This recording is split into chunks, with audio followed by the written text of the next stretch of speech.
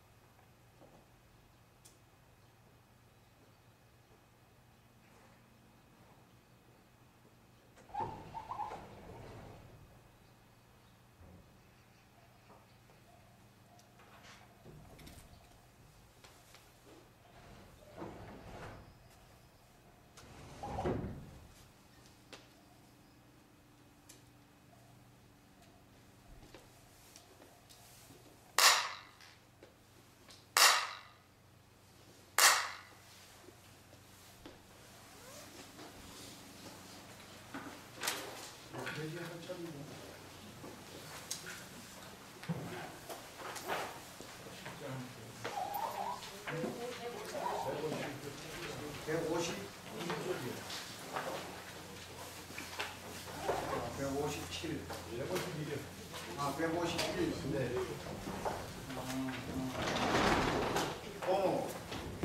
종교 선포자.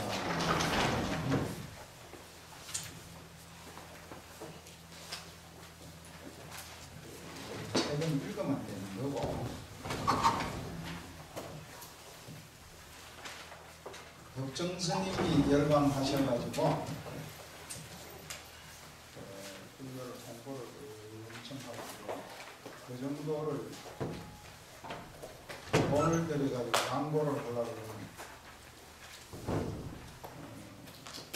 내 머리 가지고는 계산이 안 서는데 그래도 대충 내가 넉넉하게 잡아만 몇 쪽을 들어가야 그리고 공부를 할 수 있을 거다 생각합니다. 그리고 저 위대한 고성이 이제 그 효과를 하는 게 그게 뭐 한두 번에 없어지는 것도 아니고 앞으로 역사를 두고 불구하고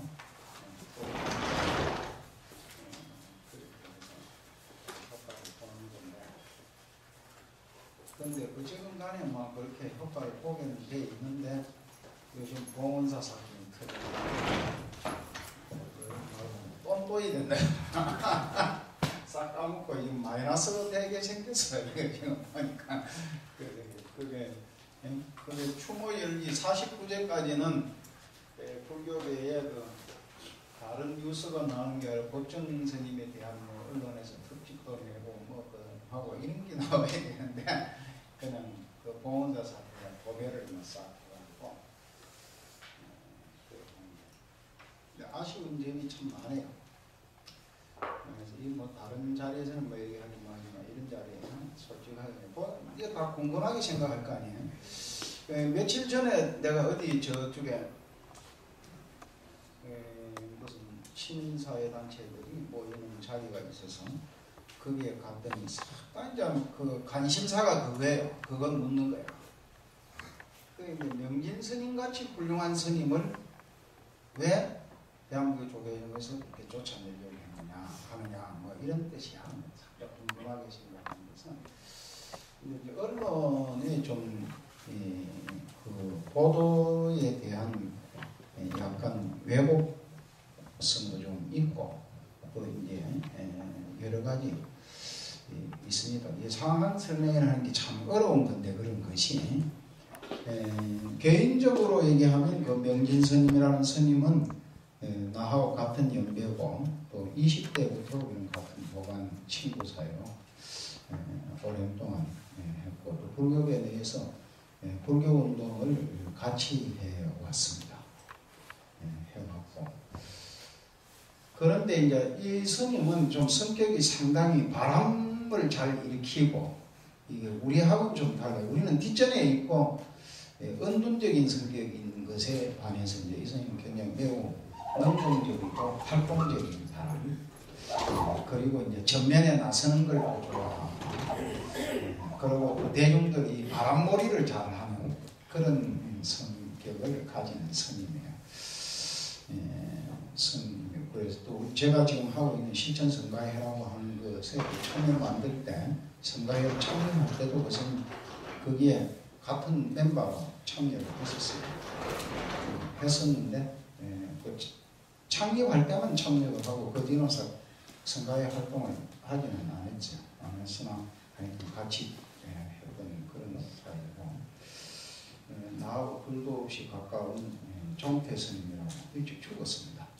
그 스님이 살아있을 때는 이제 그 스님하고도 아주 그 종태라는 스님은 이렇게 그 사람의 인간관계를 잘 맺어요.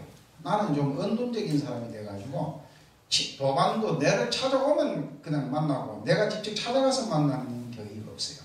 지금도 그렇고 옛날에도 그렇습니다. 그런데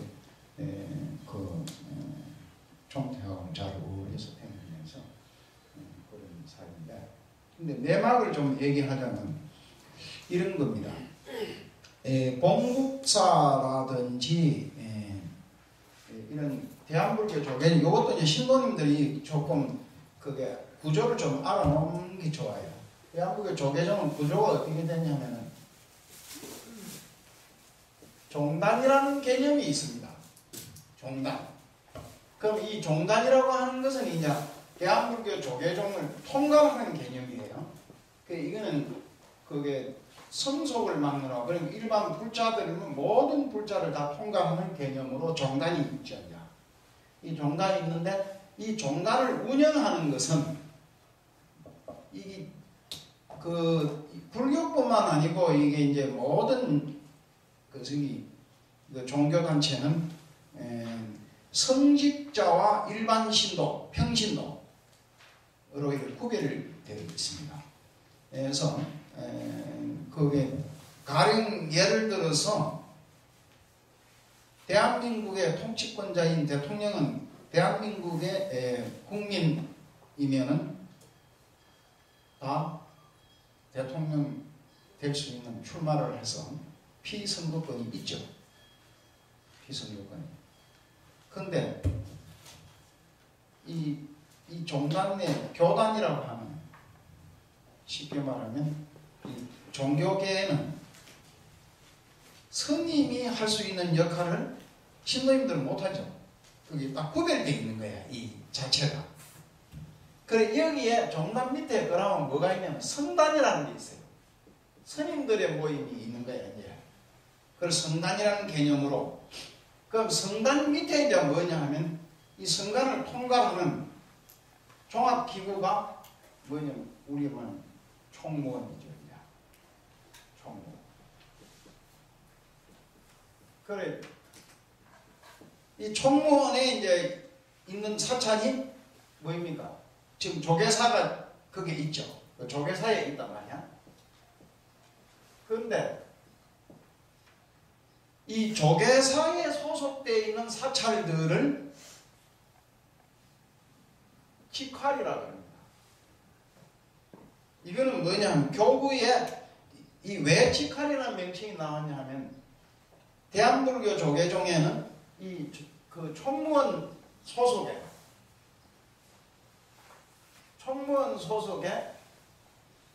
25개의 교구가 있어요. 25개의 교구가.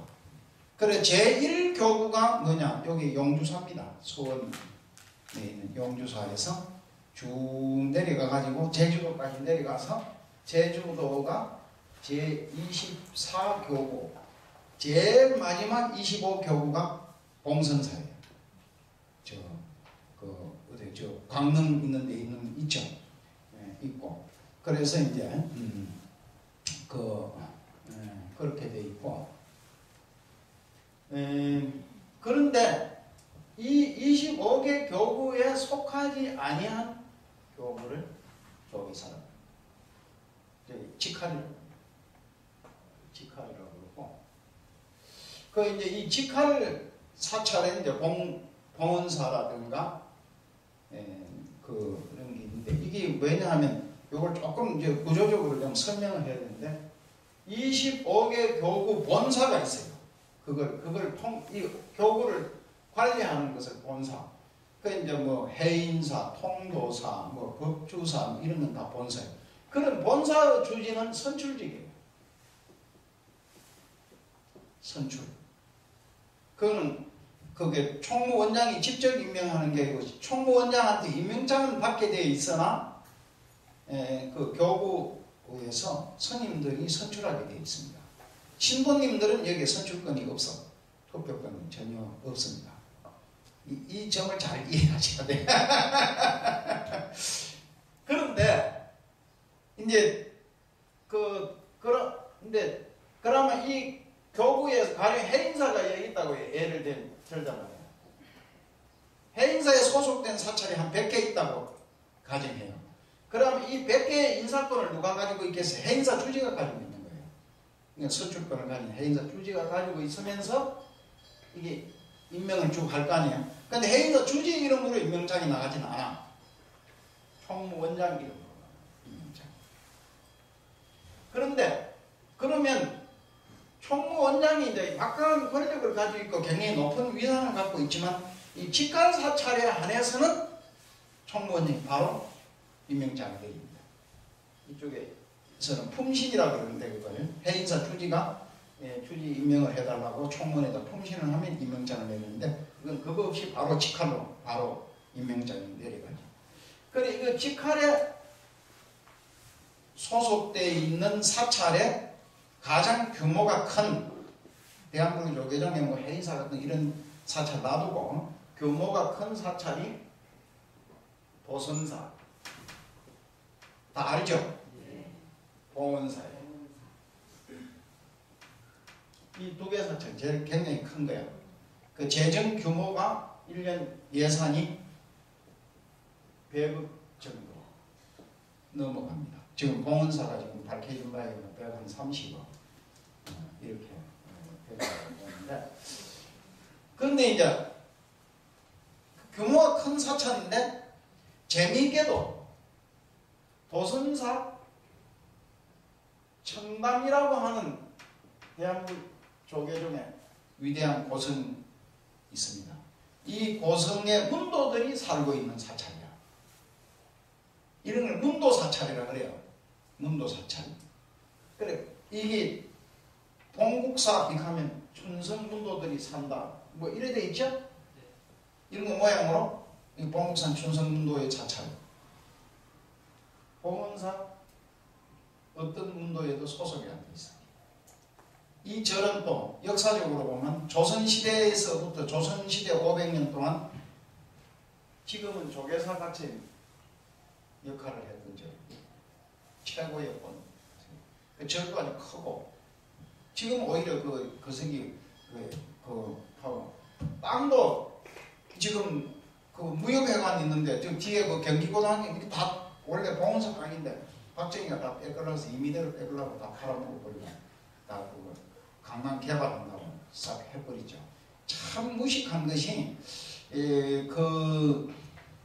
그게 학교에다가 그 땅을 저 사찰을 빼끌어 주는 그런 것도 이 대한민국의 조계종이라는 게 이것도 좀 얘기가 나왔으니까 좀 설명을 해야 되는데 일제시대 때 뭐냐면 사찰령이라는 게 있었어요. 이게 조선 총독이 이래가지고 불교계는 본사주지는 총독이 임명을 했습니다. 그리고 말사주지는 도지사가 임명을 했어요. 그걸 해방되고 나서 없어졌죠. 박정희가 5.16 후에 이걸 부활시켰어. 그래 박정희가 직접 임명장을 내리느냐? 그렇지는 않고 총무원에서 총무원장부터 이게 원장이 되면 시인이라고 하는 도장을 그 속에 가면 문광부에 등록을 해요. 그 문광부에 등록을 하는데 거기에 문광부에 가면은 참 이 눈물겨운 아니 내가 이게 참 보사님들이 아다시피 굉장히 내가 은둔적인 사람이고 아이고 온순한 사람입니다. 그런데 내가 94년도에 실제 내가 아니 피가 거꾸로 솟는 거야. 이런 내막을 알면. 근데 내가 다 엎어서 이런 걸 내가 다 없앤 사람이에요. 실제 대한민국 조계종에서 그 직인 등록을 해야 되는데 그 문광구에 가면은 그게 뭐냐면 종무실이라는 데가 있어요. 종무실. 이 종무실. 이 종무실에 종무 그게 사람이 4명인가가 근무해요. 불교 한 사람 근무하고 민족 종교 한 사람 근무하고 나머지 기독교예요. 실장은 지금까지 한 번도 불교 쪽에서 해본 일이 없고 기독교가 아닙니다. 거기 가서 등록을 해야 됩니다. 지기 내가 고이사님도 대문해서 없애버렸습니다. 그러면 총무원장이 직인을 직에서 임명장을 봉국사 주지가 받아오잖아요. 이 받아오면 임명장을 가지고 어디로 찾아가야 되느냐 하면 성남시청으로 찾아가야 됩니다. 그걸 관등록이라 그래. 그래 관등록이라 해서 이쪽에 딱 들고 가서 등록을 해야 돼요. 근데 성남시장이 이 등록을 받아주지 않잖아요. 그럼 내 주지 행사 못합니다. 그럼 어떻게 돼요? 불교가 자율성이 없어지는 것은 당연하죠. 실질적인 주지의 그 권리를 인정해주는 임명권자가 누구는 성남시장이 되는 거야. 그래서 지금까지 불교계가 숱한 분쟁이 일어나는 것은 총무원장이 임명장을 내렸음에도 불구하고 지역 시군에서 등록을 안 받아주는데 딴 사람을 등록을 받아야 됩니다. 그럼 관에서 등록된 놈과 임명장을 가진 사람이 법정 다툼을 하게 돼 있죠. 그 싸움. 그렇게 이제 그렇게 지금까지 그렇게 되어온게고 그거는 이제 지금 그런 거 다 없어졌습니다. 없어졌고 그러나 지금도 그게 뭐냐면 전통사찰 관리법이라는 법이 하나 아직 남아 있어요. 그래 그걸 완전히 없애야 된다. 뭐 전부 논의해서 하고 사는데 나는 뭐 좀 내 나름대로는 해답을 갖고 있으나 내가 이제 지금 그런데 뭐 크게 나서서 개입을 그런 사항도 아니고 이제 접어버리고 돈 닦아야 되니까 안 하고 있는데 그런데 보건사 사태로 이제 돌아가서 이 두 개의 사찰이 예산이 많은데 그 중에 이 보건사가 지금까지 한 20년 동안 주지가 교체될 때마다 분규를 일으켰어요. 어떤 분규는 크고 작은 분규가 있었는데 뭐 옛날에 변미룬이라고 하는 사람과 서연이라는 사람이 서연이 총무원장을 하고 변미룬이 보건사 주지를 할 때 서연이 보건사 주지를 내보내려고 그러고 변미룬이 안 나가려 해서 굉장히 아주 세상이 시끄러운 그런 분규를 하고 그래가지고 그걸 내가 기사에 칼럼을 쓰고 그 뒤에 뭐 변미룬의 상자들로부터 내가 엄청 관용을 받기도 하고 그랬었는데 그때 이제 이후 지금까지 했는데 왜 그러냐? 이 서울 장안에 있고 신도가 많고 100억 이상이 되는 그런 예산을 집행하는 사찰의 주지가 그게 계속 하고 싶지 나오고 싶지 않을 거 아니에요? 그리고 이제 이쯤 되면은 뭐냐면 돈이 재력이 있고 있는데만 또 이 스님들 사이가 뭐 여러 사람 사이인데 무슨 능력이 생기느냐? 노비 능력이 생겨요. 종간에. 그러면 이 주지를 비호하는 세력이 많이 생기는 거예요. 그 세력의 힘을 입고 주지 자리를 계속 유지하려고 하는 그런 그 조짐을 보이기 시작한다. 그런데 이 지금 명진 스님이라는 스님이 훌륭한 스님이야. 이 스님이 주지를 들어갈 때 그때도 전임 주지와 명진 스님 앞에 주지도 또 안 나가라 했을 거 아니에요. 그때 이 앞에 명진 스님 앞에 주지는 주지를 비호하는 세력이 어디냐? 중앙성가대학이라. 그래 이 성가대학에 명진 스님이 공약을 했어. 들어가면서 그쪽에서 자꾸 저항을 하니까 그 학생들이 와서 이 봉은사의 막대한 재정의 상당 부분을 성가대학에 지원하겠다. 근데 총무원장으로 볼 때는 자기 허락 없이 임의대로 끄다가 지원하면 안 되죠. 성가대학교 총무원장에 성가대학 이사장이 누굽니까? 성가대학 총무원장이 되어야 되거든요. 근데 거기서 그렇게 하면 안 되게 돼 있죠. 누가 봐도. 그러니까 이게 잘못된 거야. 그래서 총무원에서는 뭐냐면 성가대학을 지원할 그 금액을 총무원에서 가져가서 교육사업의 명분으로 총무원에서 회수해서 다시 성가대학에 지원해. 이런 절차를 밟아야 되지. 그거 총무원이 있는데 이건 무시하고 일 바로 바꾸면 안 되는 거지. 이 짓은 거죠. 그래서 그걸 명분을 만들기 위해서는 뭐냐? 직영사찰을 해야 됩니다. 이래 된 거예요. 그럼 총무원장이 자기 마음대로 직영사찰을 못하죠. 그럼 뭐냐? 중앙종회라고 하는 게 있어요. 국회 같은 거예요. 여기에다가 직영사찰, 봉은사 직영사찰법을 만들어야 돼. 그래 입법 발의를 해서 넣었죠. 그 중앙종회에서 절대 다수의 동의를 얻어서 통과됐어. 그 직영사찰로 있는 사찰이 지금 그동안에 2개 사찰이 있어요. 저 강화에 가면 보문사라는 절이 있고 또 저 대구에 가면 갓바이라는 사찰이 있는데 그 중에서 그 갓바이라는 사찰은 직영사찰 해제를 하자 이랬는데 종회에서 부결됐어요. 그래서 하나는 부결되고 하나는 통과되고 그런 거야. 쉽게 말하면. 그런데 이 명진스님한테 상의 안 했다고 이래 돼 있잖아요. 지금 현재 상의 안 하는 구조가 아니고 또 지금 신도들이 그것을 했는데 이 원장이 임의대로 하는 게 이 봉은사에 지금 부주지이면서 그 종회의원을 하는 스님으로 진화라고 하는 스님이 있어요. 진화. 이 스님이 총무분과위원이고 또 중앙종회의원이야. 중앙종회에서 이제 그 상임위가 또 나눠져 있어요. 이렇게 나눠서 그게 상임위 활동은 총무분과에 하는데 도선사와 봉은사 2개가 같이 올라갔다가 이 도선사는 문도들이 반대하니까 이걸 부결시키기 위해서 상임 그 총무분과에서 부결을 시켰어요. 부결을 시킬 때 조건이 뭐냐? 중앙종회에 직접 상정하는 거예요. 원장이. 그렇게 논의가 돼가지고 해서 절대 다수로 통과된 거야. 쉽게 말하면. 그래서 봉은사하고 상의 안 했다고 하는 말은 좀 안 맞습니다.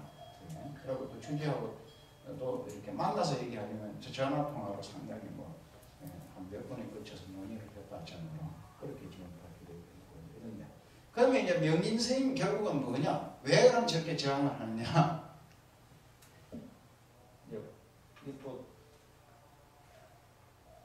이 지금 상황이 전개된 것 가운데 딱 한마디로 얘기하면 여스님이 주지를 계속 지금 임기가 11월 달이 임기 만료예요. 나하고 그때 같은 비슷한 나보다 한 달 먼저 끊었어. 그 신청은 내가 먼저 했는데 그때 총무원에서 명진 스님은 봉은사 주지 임명장을 끊을 때 임명장을 넣고 오전에 넣고 오후에 바로 나오고 나는 넣고 석 달 배웠어.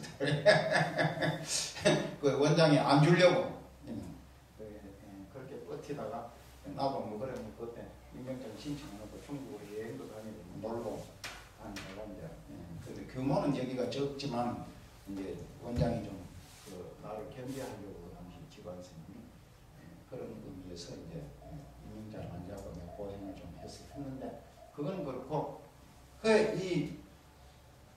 했는데 그러면 그 원장에서는 뭐냐 하면 그런 내용이 있지만 서로 친구 사이고 잘 아는 사이니까 또 주지를 잘하고 있다고 평가하고 그래서 재임을 준다고 약속을 했대요. 그랬는데 본인이 이게 왜 그러면 직영사찰과 직할사찰은 어떤 차이가 있느냐? 이 직영사찰은 임기가 없어요. 즉 차이가 그거야. 그러면 이거는 어떤 거냐면 임기가 있고 없는 것의 차이는, 임기가 있다고 하는 것은 4년 임기가 법적으로 보장되면 별짓을 다 해도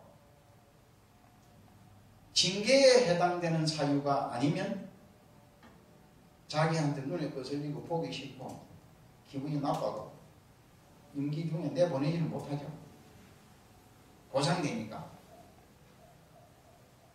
그런데 임기가 보장되지 않는 것은 오늘 줬다가 내일 마음에 안 들면 뺏을 수 있죠.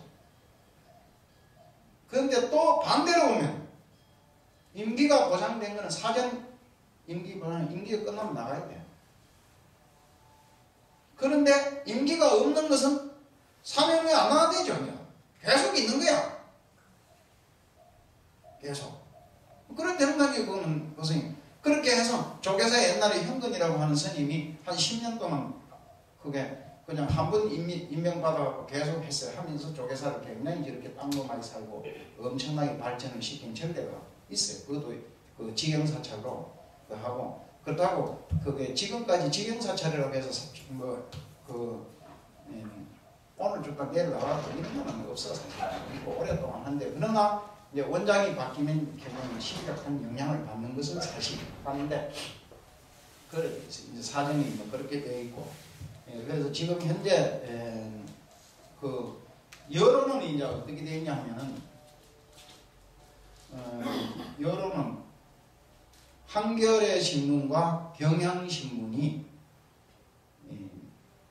명진 스님을 두둔하는 기사를 계속 쓰고 있다. 그 쓰고 있는 이유는 뭐냐? 우리 말에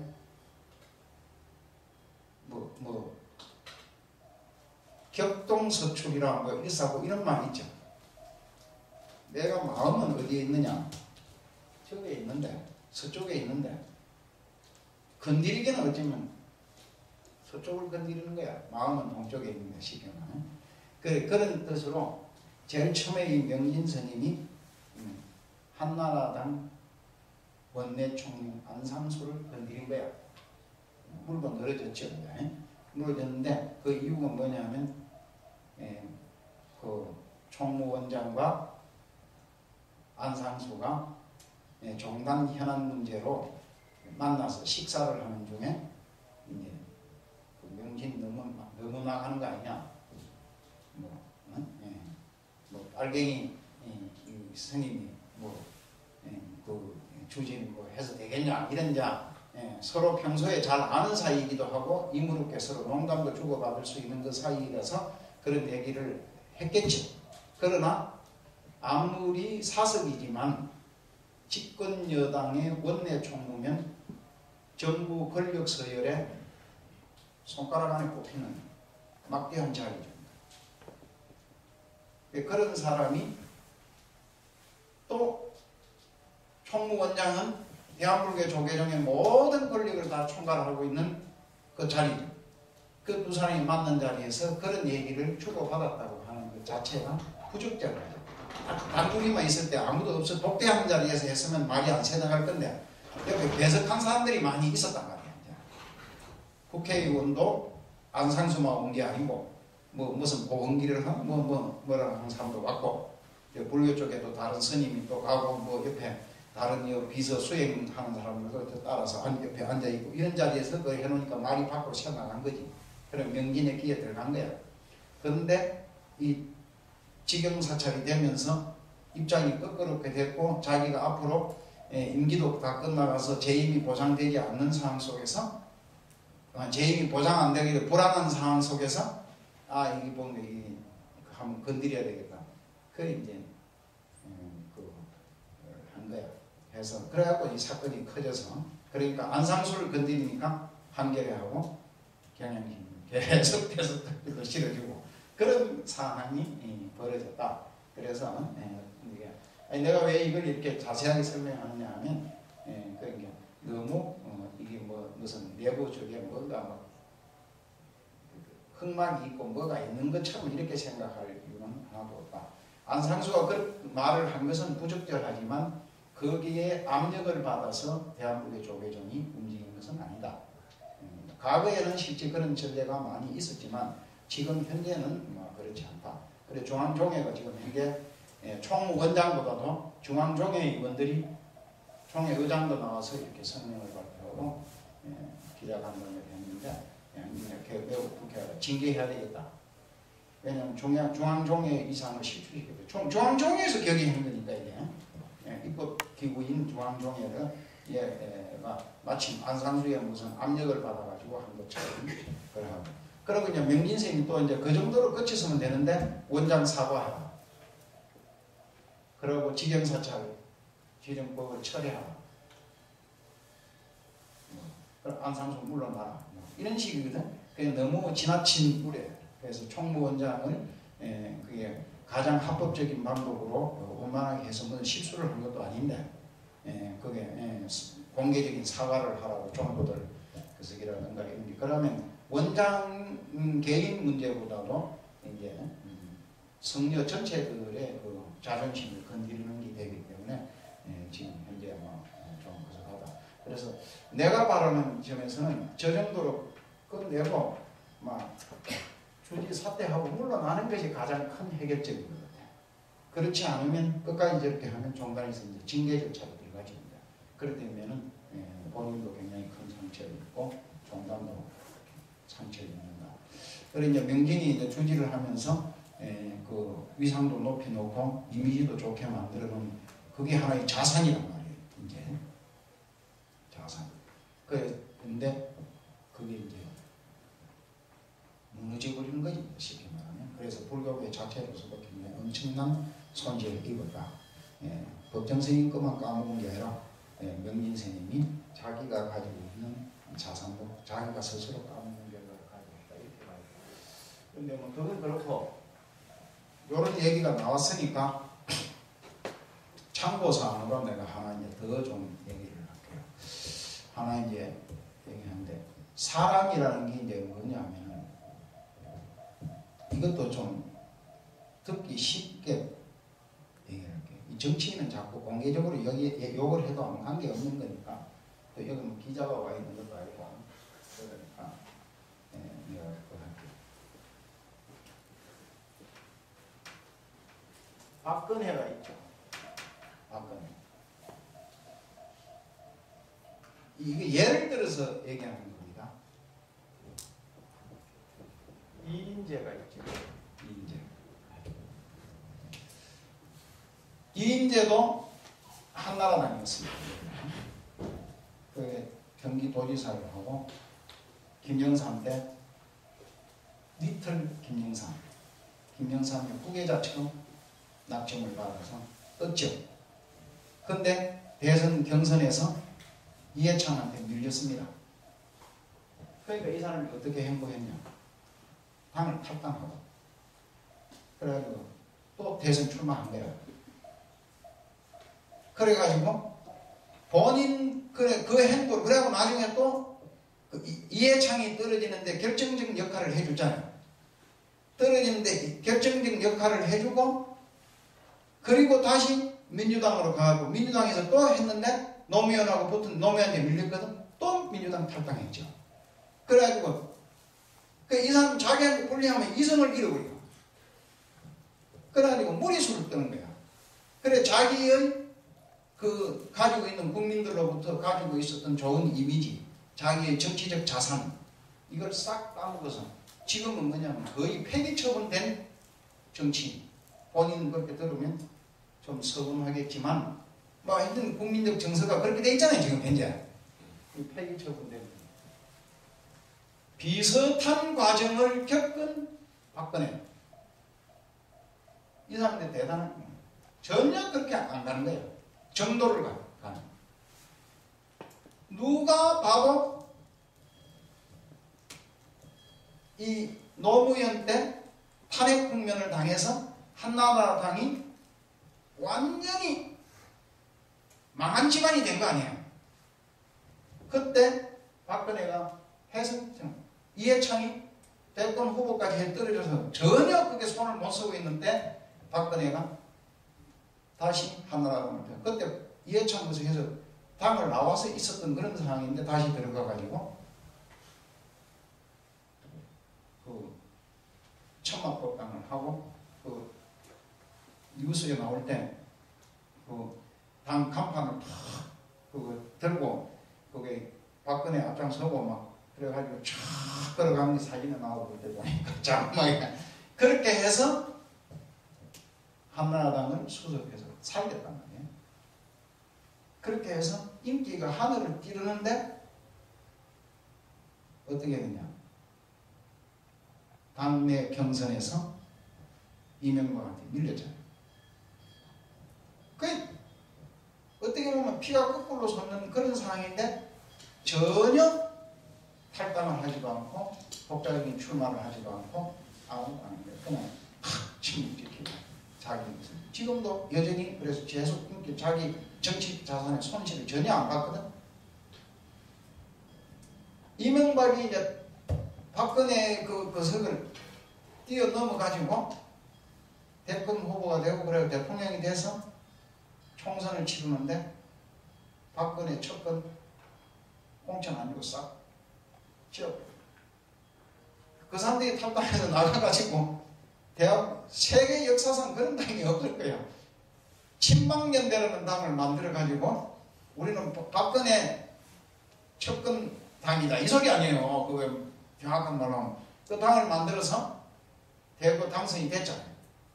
당선이 되고 지금도 뭐 이제 한나라랑 합한다 해서 요즘 그런 생각인데 하나의 좀 해프닝이기도 하지만 그 박근혜 입장으로 봐서는 엄청난 어떻게 보면 이명박이 자기를 뭐 무슨 대권 후보에서 자기를 미는 것도 그것도 어떤 약간 억울한 박근혜로서는 굉장히 억울한 점이 있었는데 그걸 자기가 수용해 줬는데 자기가 이제 그 해도 전혀 안 한 거야.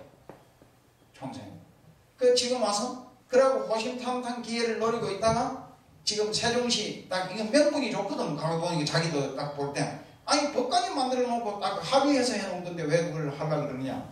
딱 그 이 사람 말하는 거 보면은 절대 흥분한 게 없어. 뭐냐면 예. 아니 약속은 지켜야죠. 그거 아니야. 말도 크게 안 해. 뭐 보면 약속은 지켜야 되는데 뭐 그 이제 어쨌든 간에 하여튼 무리수를 두지 않더라. 이 사업을 하는 사람이라든가 정치를 하는 사람 또는 인생을 살아가는 데 있어서 사람이 뭐냐 어떻게 억울한 일이 없고 어떻게 참 손해방 보는 일이 없을 수가 있겠느냐. 그래서 손해보는 일이 생기고 억울한 일이 생기고 인생은 맨날 좋은 일만 생기고 대박을 터뜨리고 평탄한 대로만 갈 수 있는 게 아닙니다. 어떨 때는 오솔길도 가고 어떨 때는 그 험난한 자갈발길도 가시밭길 자갈밭길도 가야 되는 거야. 그럴 때 초심을 잃어버리지 않고 자기의 본 이성을 상실하지 않는 그런 사람. 그리고 뭐라고 해야 될까? 자기 평심을 잃어버리지 않는 사람이 진짜 성공한다. 참고사항으로 요거는 양념으로 말씀드립니다. 그래서 아니 임효림이 억울한 일을 다 한다든가 임효림이 엄청난 손해를 봤을 때 흥분하지 않고 평심을 잃어버리지 않는다는 보장이 없습니다. 내가 그건 뭐 나는 그렇게 할 사람이다 이런 뜻이 아니라 우리가 그게 그나마 이성적 판단을 할 수 있는 이런 상황일 때 우리가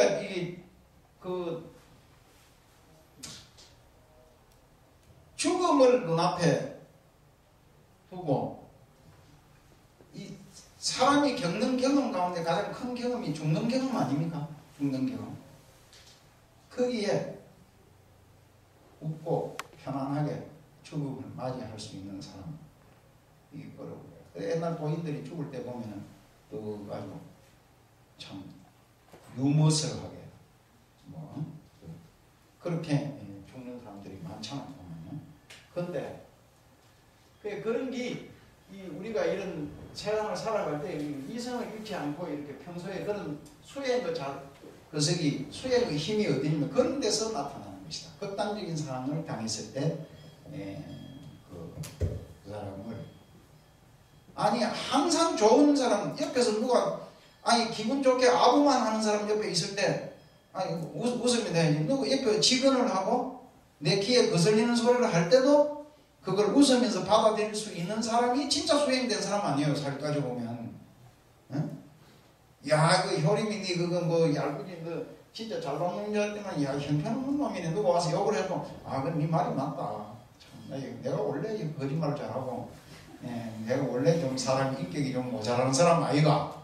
이익할 수 있는 정도가 돼야지 이게 근데 막 흥분해가지고 네가 막 나를 어떻게 한다고 그 생각하냐 막 이거 싸지 싸고 싸워 막 이상 그게 미천 다 드러나는 거잖아. 그 어떤 서양의 어떤 시인이 죽을 때 마지막에 남긴 말이 뭐냐면 이렇대. 자기 묘비명에 내가 걸을 줄 알았다.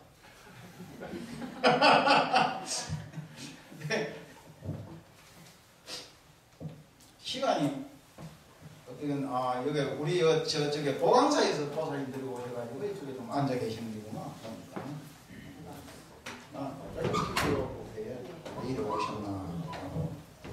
쓸데없는 얘기를 많이 했는데 그렇기 때문에 내가 오늘 그 좋은 얘기를 하나 시로 하나 써줄게요. 이거는 판서를 한다는 게 별로 좋은 게 아닌데.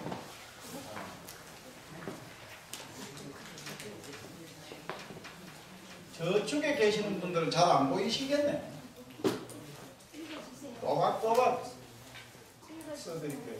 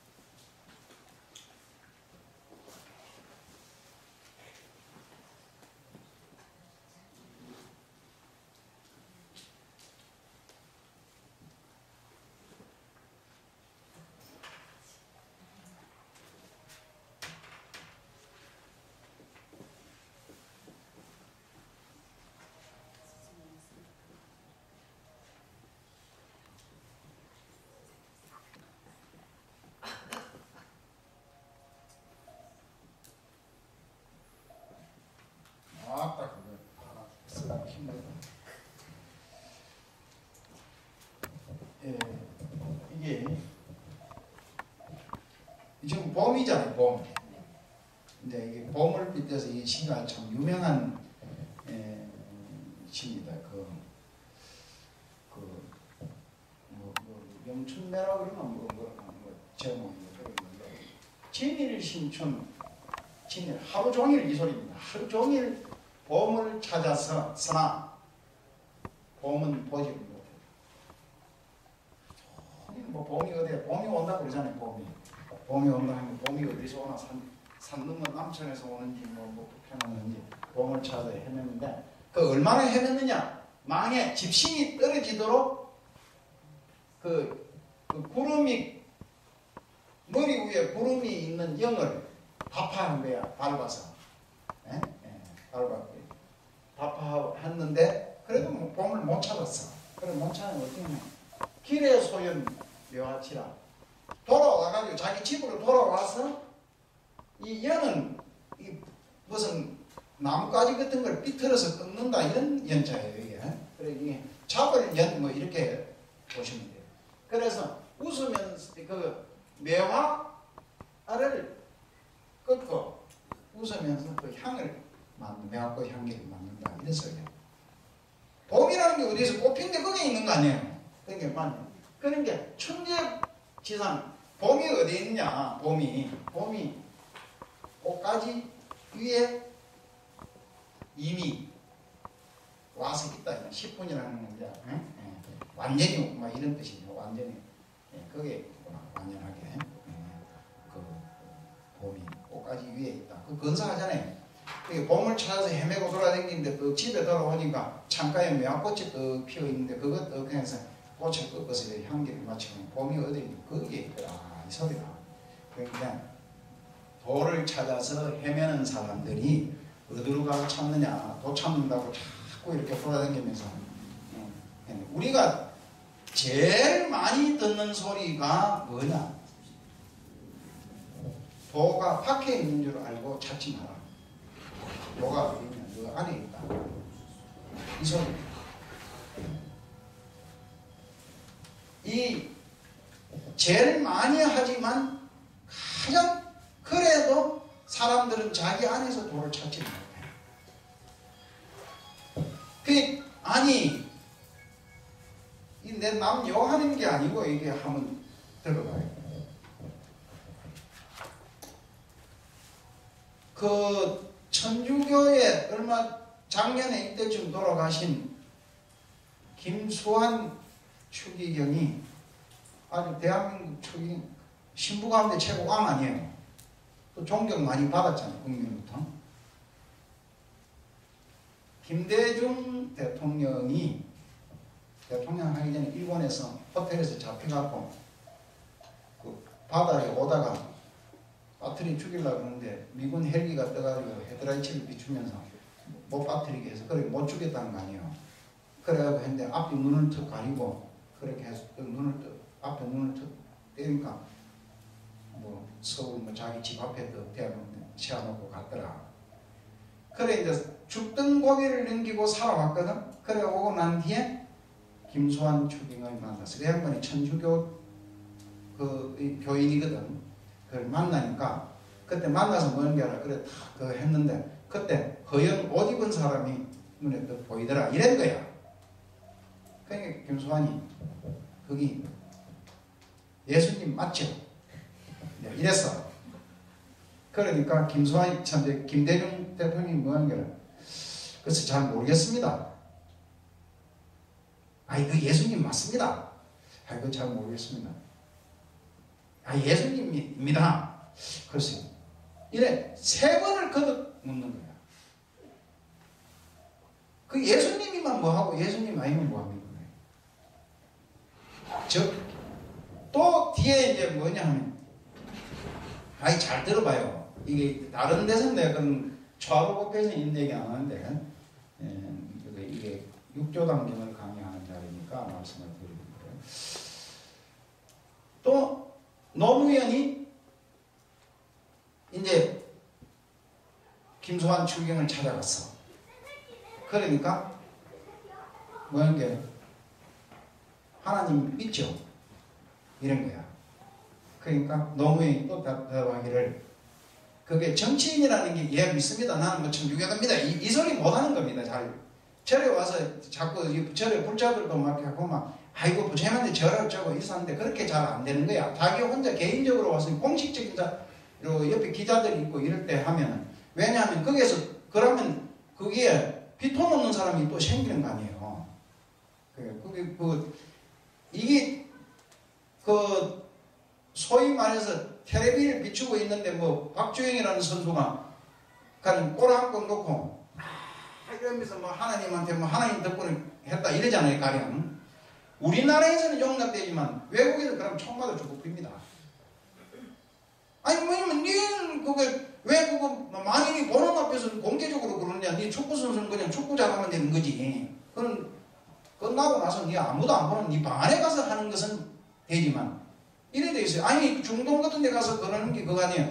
그 우리나라 그 언론에서도 우리나라는 것을 하지만 외국에서 엄청난 비난을 받는 것 가운데 하나가 중동에 가가지고 미국이 이라크를 그 전쟁을 일으켜서 이라크 사람들을 막 죽이는데 그거 하고 당신은 알라 버리고 이제 예수님은 알라는 가짜니까 하나님 믿어 이익한단 말이야 이제. 그럼 그 사람들 자존심을 얼마나 건드리는 겁니까? 그가 아니 내가 저게 그게 반대로 아이고 기독교가 무슨 그 종교냐고 불교 믿으라고 이거 하면 그 사람들이 기독교 하는 사람이 기분 좋겠어요? 그렇게 하면 설득이 안 되는 겁니다 이게. 근데 그도 하나님 믿죠? 그러니까 노무현은 착하게 살겠습니다. 이랬어. 아니 굉장히 좋은 답변이거든. 그러면 나 같으면 그게 하나님을 믿는 겁니다. 이러면 딱 끝나는 거야. 근데 또 하나님 믿죠?